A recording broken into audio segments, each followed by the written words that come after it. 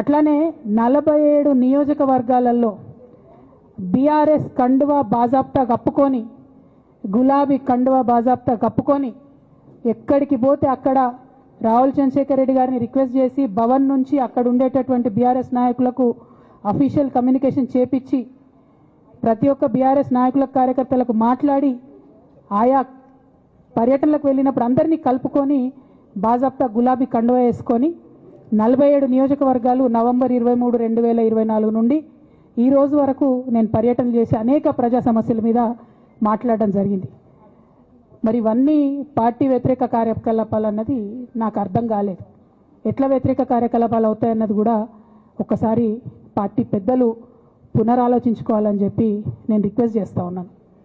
అదేవిధంగా మరి బీసీల కోసం నేను పోరాటం చేస్తుంటే అట్లెట్లా మాట్లాడుతుంది, ఇట్లెట్లా మాట్లాడుతుంది, పార్టీకి వ్యతిరేకంగా మాట్లాడుతుంది.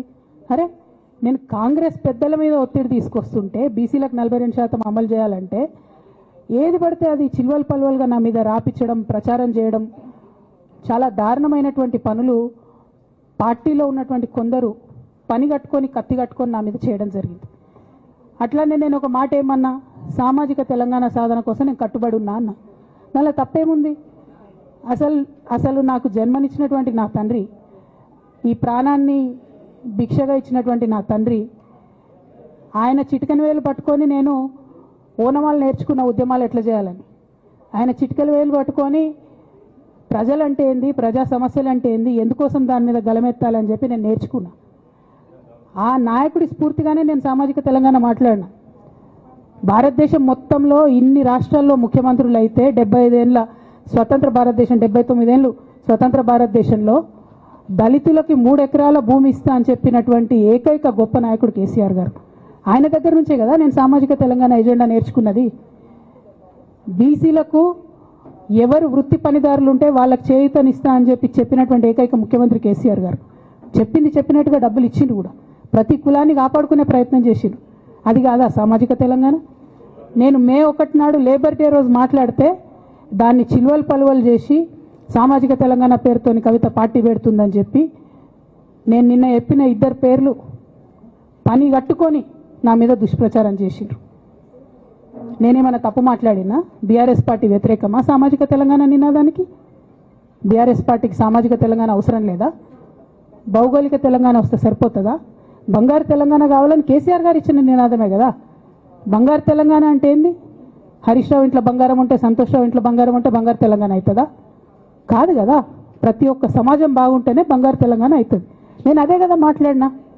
దానికి ఇష్టం వచ్చినట్టు నా మీద స్టోరీ లేపిస్తే నేను భవన్లో పోయి కూర్చొని బాజాప్తా, ఎక్కడో కాదు, బయట ప్రెస్ మీట్ పెట్టలేదు, ఏ ప్రెస్ క్లబ్లో పెట్టలేదు, డైరెక్ట్గా తెలంగాణ భవన్, నా ఆఫీస్ అండి, నా పార్టీ భవన్లో పోయి కూర్చొని నేనేం చెప్పినా, నా మీద కుట్రలు జరుగుతున్నది, నా మీద విషప్రచారం జరుగుతున్నది అని చెప్పిన. నేను రామన్నను బుజ్జగించి గడ్డం పట్టుకొని అడుగుతా ఉన్నా, అన్న నీ చెల్లెని,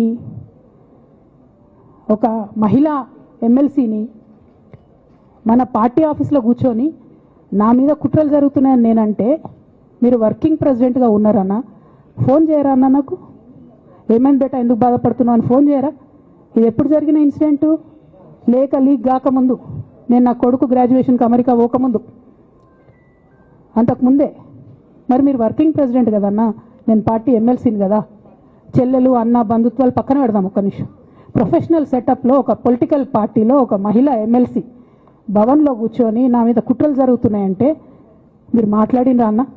103 రోజులు అయిపోయిందన్న ఇయ్యాలటికి, ఒక్క మాట మాట్లాడినరా?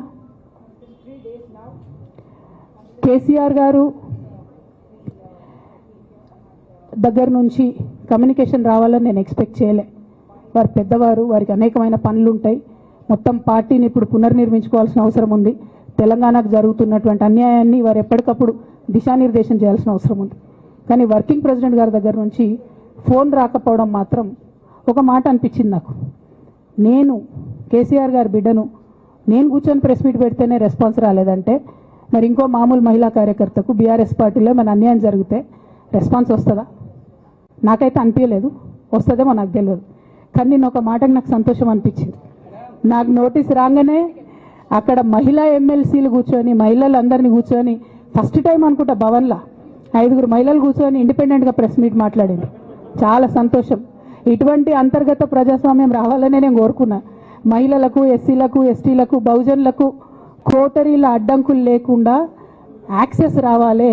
అది మైక్కి యాక్సెస్ రావాలి, బాస్కి యాక్సెస్ రావాలనే నేను అనుకున్నా. అది జరిగింది, చాలా సంతోషం.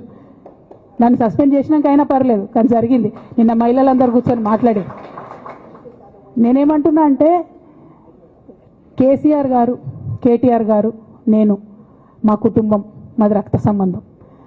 పదవులు పోతేనో, పార్టీలకు వెళ్ళి సస్పెండ్ చేస్తేనో పోయేటటువంటి బంధం కాదు.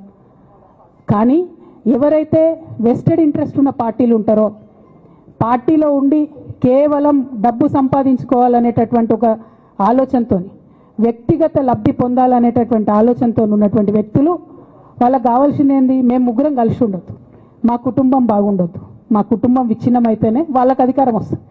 దాంట్లో భాగంగా ఇవాళ మొదటి స్టెప్పు నన్ను బయటేసిరు పార్టీలకు వెళ్ళి. అది ఇక్కడితో ఆగదు. నేను గౌరవనీయులు పెద్దలు దైవ సమానులు కేసీఆర్ గారిని విజ్ఞప్తి చేస్తా ఉన్నా, మీకు ఒక సూచన చేస్తా ఉన్నా. దయచేసి మీ చుట్టూ ఏం జరుగుతున్నదో ఒకసారి చూసుకోండి నాన్న. నన్ను ఇవాళ బయటకు పంపొచ్చు, నేను మీలాగా స్ట్రేట్ ఫార్వర్డ్ ఉంటా, నిజాలు మాట్లాడతా. నేను ఉద్యమం నేపథ్యం నుండి వచ్చిన కాబట్టి నాగ్గా ఉన్నది లేనట్టుగా, లేనిది ఉన్నట్టుగా, మోసం చేయాలని చెప్పో ఇంకోటి చేయాలని చెప్పో మాట్లాడను. స్ట్రేట్ ఫార్వర్డ్గా ఇష్యూస్ మాట్లాడతా కాబట్టి నన్ను ఇలా బలి చేసి పర్వాలే. కానీ రేపటి నాడు ఇదే ప్రమాదం రామన్నకు కూడా పొంచుంది, రేపటి నాడు ఇదే ప్రమాదం మీకు కూడా పొంచుంది. అల్టిమేట్గా బీఆర్ఎస్ పార్టీని హస్తగతం చేసుకోవడానికి జరుగుతున్నటువంటి కుట్రలో భాగంగానే ఇవాళ నన్ను ఎలిమినేట్ చేయడం జరిగింది. నేను ఇవాళ ఓపెన్గా అడుగుతా ఉన్నాను, హరీష్ రావు గారికి నేను సూటి ప్రశ్న వేస్తున్నా, ఈ రాష్ట్ర ముఖ్యమంత్రి రేవంత్ రెడ్డి గారికి కూడా నేను సూటి ప్రశ్న వేస్తున్నా. నా మీద కుట్రలు ఎప్పటి నుండి ప్రారంభమైనాయి? ఎప్పుడైతే హరీష్ రావు గారు, రేవంత్ రెడ్డి గారు ఒకే ఫ్లైట్లో హైదరాబాద్ నుండి ఢిల్లీకో, ఢిల్లీ నుండి హైదరాబాద్లో ఒకే ఫ్లైట్లో వాళ్ళిద్దరు ప్రయాణం చేసి వచ్చినప్పుడు హరీష్ రావు గారు రేవంత్ రెడ్డి గారు కాలు పట్టుకొని సరెండర్ అయినాక ఈ కుట్రలు స్టార్ట్ అయినాయి, నా మీద ఈ స్టోరీలు స్టార్ట్ అయినాయి, మా కుటుంబాన్ని విడగొట్టాలనేటటువంటి కుట్ర స్టార్ట్ అయింది. నేను ఛాలెంజ్ చేస్తా ఉన్నా, రేవంత్ రెడ్డి గారు మీరు చెప్పండి, ఆ ప్రయాణం జరిగిందా జరగలేదా? హరీష్ రావు గారు మీరు చెప్పండి, ఒకే ఫ్లైట్లో మీరు రేవంత్ రెడ్డి గారితో కలిసి వచ్చిండ్రా రాలేదా? ఆ తర్వాత నుండే నా మీద ఈ కుట్రలు జరుగుతున్నాయా లేదా? సరెండర్ అయింది మీరు. ప్రతి ఒక్క విషయంలో దాదాపు ఒక 7-8 ఇష్యూస్ ఉన్నాయి, ఇన్సిడెంట్స్ ఉన్నాయండి. అఫీషియల్ పిఆర్ఓ ట్వీట్ చేస్తాడు, Congress party official PRO tweet చేస్తాడు, ముఖ్యమంత్రి గారు పిఆర్ఓ, ఈ పాల వ్యాపారంలో అవినీతి జరిగిందని. తెల్లారి 2-3 పేపర్లలో వస్తుంది, 3వ రోజుకి మాయమైపోతుంది. అదే కేటీఆర్ గారినేమో 3 సార్లు విచారణ పేరుతో పిలిచి వేధిస్తారు. అంటే కేసీఆర్ కుటుంబం నికార్స్గా బరిగీసుకొని కాంగ్రెస్ పార్టీతో రేవంత్ రెడ్డితో కొట్లాడుతున్నాం కాబట్టి మా మీదనేమో కుట్రలు జరుగుతాయి, మా మీదనేమో కేసులు పెడతారు. మీ మాత్రం 1 or 2 days హెడ్లైన్స్ వస్తే తర్వాత న్యూస్ గాయబవుతుంది. ఎన్ని జరగలే చెప్పండి హరీష్ రావు గారి విషయంలో? ఫస్ట్ పాల వ్యాపారం మీద ఏమొచ్చినాయి ఆరోపణలు? ఆనాడు బీఆర్ఎస్ పార్టీ గవర్నమెంట్లో SC, ST, BC హాస్టళ్లకు Harish Rao గారి పాల వ్యాపారం నుంచి పాలు సప్లై చేసిరనే ఆరోపణలు అయోధ్య రెడ్డి గారు ట్వీట్ చేసిండ్రు.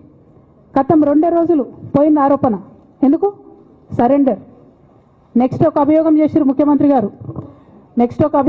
ముఖ్యమంత్రి గారు, రంగనాయక్ సాగర్ దగ్గర ఆయన ఫామ్ హౌస్ ఉంది, అది ప్రభుత్వ భూమి, కబ్జా చేసిండని. 1 day headline, 3rd day news గాయబ్. No case, nothing. కేటీఆర్ పరిస్థితి ఏంటి? ఎన్ని కేసులు పెట్టిరు కేటీఆర్ అన్న మీద? ఎన్నిసార్లు పిలిచిండు విచారణకు?